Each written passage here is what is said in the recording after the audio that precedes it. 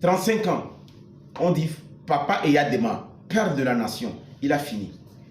15 ans, Faure et Sos Zemena Gnassingbé, son fils. Maintenant, posons-nous les questions. Tous les ministres sont Gnassingbé. Tous les ministres là, ils sont Gnassingbé. Citez-moi au moins 10 Gnassingbé dans le gouvernement. Citez-moi 10 Gnassingbé dans le gouvernement. Ou bien citez-moi 10 Gnassingbé dans les affaires.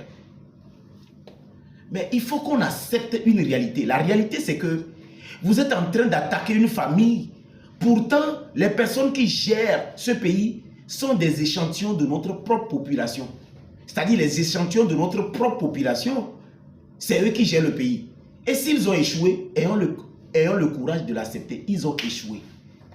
Ce n'est pas une histoire de Gnassingbé à faire le même nom Gnassingbé, le même nom Gnassingbé, le même nom Gnassingbé là. C'est pas ça le problème. Mais le même nom Gnassingbé, c'est les Gnassingbé qui sont tous ces ministres là. C'est les Gnassingbé qui sont tous ces DG. C'est les Gnassingbé qui sont tous ces maires. C'est les Gnassingbé qui sont tous ces députés. C'est les Gnassingbé qui sont tous ces gendarmes. C'est les Gnassingbé qui sont tous l'armée, les policiers. Non, mais c'est la classe. C'est les échantillons de notre population. C'est eux qui ont échoué. Alors s'il y a un Gnassingbé à la tête, et vous pensez que c'est lui le problème, et toutes ces personnes-là, qui sont les bras, qui sont les pieds, qui sont les mains, qui sont les lunettes, qui sont les yeux, qui sont les oreilles, qui sont la bouche, qui sont la langue, qui sont les dents, qui sont le derrière, qui sont le ventre, mais et les doigts, et ces personnes-là, qu'est-ce qu'ils jouent comme rôle?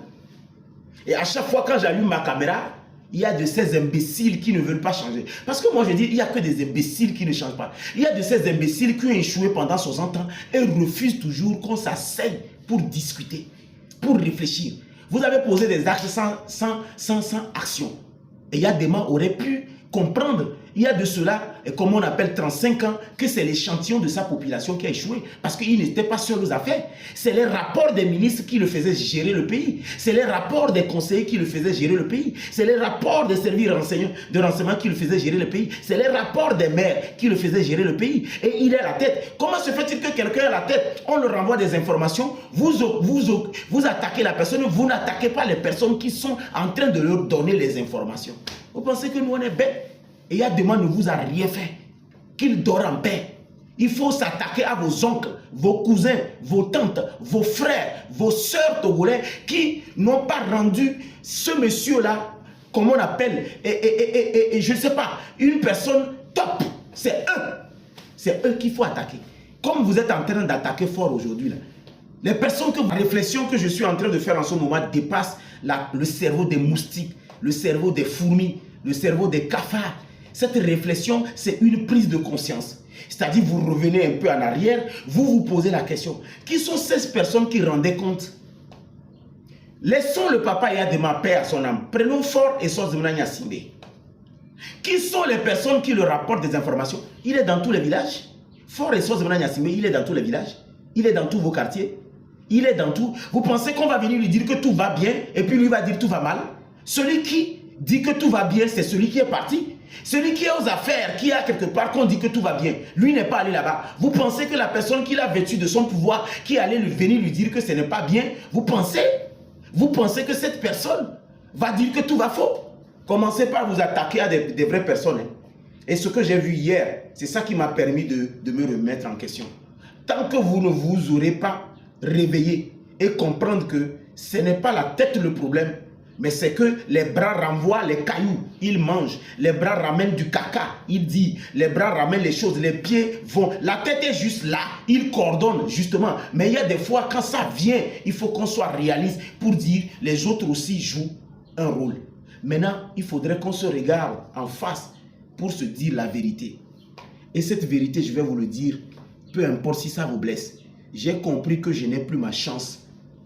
Pourquoi je n'ai plus ma chance? Parce que quand je vois les ministres là bouger en 2024, avec leur âge, ils bougent comme ça veut dire qu'ils ne sont pas prêts à quitter ce ministère. Et c'est seul ce régime parlementaire qui va les faire quitter demain et que le président ne soit pas pris dans comment on appelle, comme cible. Moi, j'ai compris la stratégie. J'ai compris que ces ministres ne vont jamais quitter. C'est le moment où à jamais que les jeunes puissent comprendre que soit on s'occupe du développement, ou soit On s'occupe carrément de regarder les choses se faire. Mais ces personnes, la manière dont moi je les vis, aucun ne quittera. Et puis j'ai vu que c'est des réseaux. Vous pensez qu'un ministre aujourd'hui, tous les enfants qui sont en train de l'aider en ce moment, les ministres là en ce moment, tous les jeunes qui sont en train de les aider en ce moment, vous pensez que quand ils veulent partir, c'est qui ils vont placer? C'est toi? Moi je n'ai pas ma chance, je le reconnais.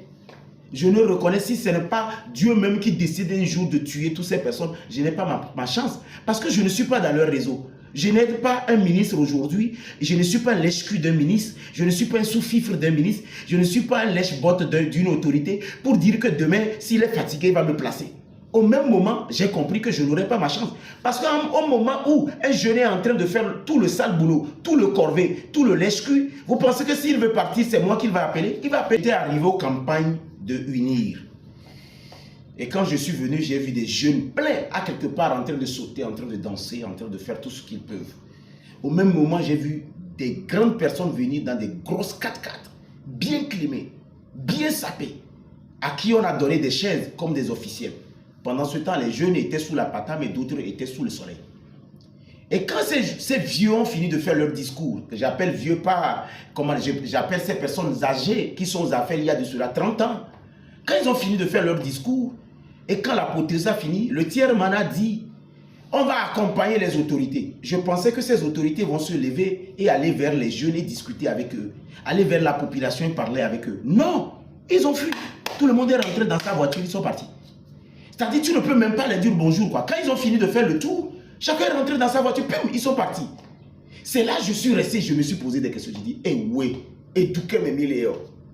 La population qui n'a pas eu, la population n'a même pas eu le temps de discuter avec eux, d'échanger avec eux. Tous sont montés dans leur voiture et vous allez voir comment on les a escortés. Ils sont partis. Et quand j'ai réfléchi, j'ai dit non. À cette allure, il faudrait qu'on dise la vérité aux Togolais. Vous qui attendez le changement d'un pouvoir pour devenir quelque chose, je suis désolé. Je suis désolé. Vous n'aurez rien. Au moins, moi, j'ai fait une prise de conscience. C'est-à-dire, quand j'ai vu l'allure, parce que j'ai vu un ministre avec tous ses acolytes, j'ai vu un DG avec tous ses acolytes, j'ai vu un maire avec tous ses acolytes, j'ai vu des autorités avec tous leurs acolytes. Quand est-ce que lui il va partir pour donner à celui qui est en bas, celui qui est en dessous, celui qui va venir après, celui qui est après? Quand est-ce que lui il va partir? Si à cet âge-là, lui il continue par danser. Maintenant, moi, je ne suis même pas dans sa généalogie. Je ne suis même pas dans son circuit. Je ne suis même pas dans sa liste. S'il décide un jour de laisser le ministère, c'est sûrement un petit frère qu'il va placer. C'est sûrement un ami qu'il va placer. C'est sûrement un proche qu'il va placer. À quel moment le proche là aussi va finir ses 30 ans? Jusqu'à ce qu'un autre proche va venir. Jusqu'à ce que moi qui ne suis même pas dans leurs histoires là, je vais venir. Et c'est là que j'ai compris. Wow! Il faut que je continue ma route. Je vais demander des terres à quelque part. Je fais mon champ tranquillement. Je m'occupe du développement. Je ne serai même plus jamais en train de rêver de devenir quoi que ce soit dans ce pays. Jamais, jamais, jamais.